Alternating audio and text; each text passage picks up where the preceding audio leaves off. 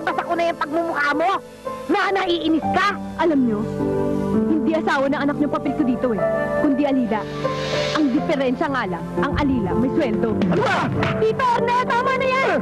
At pinag-aawayan ng mga lalaki. Tama na yan!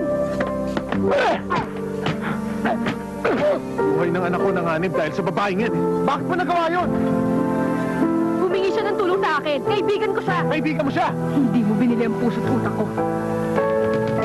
Maaaring pinakinabangan mo ang katawan ko. Pero ang puso't utak ko, akin nun. Akin. Nakawin mo ang aking puso.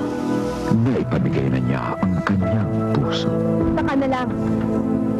Kapag nakita kong kaya mo hiwalay sa ina mo, tumatayo ang balahibo ko pag hinahawakan ako ng tulad mo.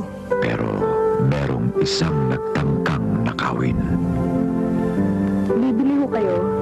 Kung kasing ganda ba ng tindera ang paninda, okay lang. Mamayang 7:30 ha, susunduin kita rito sa shopping center. Screen goddess of the 90s, Glidel Mercado.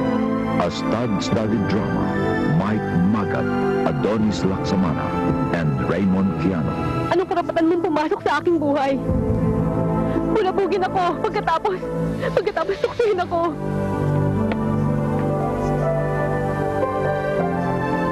Kinakausap kita! Kausapin mo ako! Patayin mo ako! Saktan mo ako! Hindi nakikita ang pagkalalaki sa kalupitan at pananakit ng babae. Pero kung nakukonsensya ka sa lahat ng ginawa mo, tsak na parusa ko na sa'yo yun.